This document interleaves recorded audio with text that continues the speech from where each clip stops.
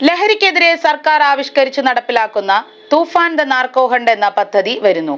ഇതിന്റെ ഭാഗമായി Muvattupuzha police station assistant sub inspector Shinu KS Ilahiya public സ്കൂളിലെ അധ്യാപകർക്കായി ബോധവൽക്കരണ ക്ലാസ് നടത്തി.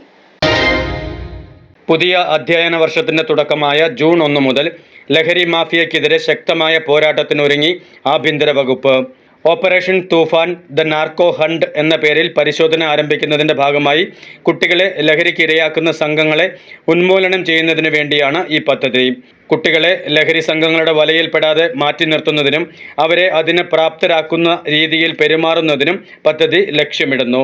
ഇതിന്റെ ഭാഗമായി Muvattupuzha police station assistant sub inspector Shinu KS Ilahiya public സ്കൂളിലെ അധ്യാപകർക്കായി ബോധവൽക്കരണ ക്ലാസ് നടത്തി.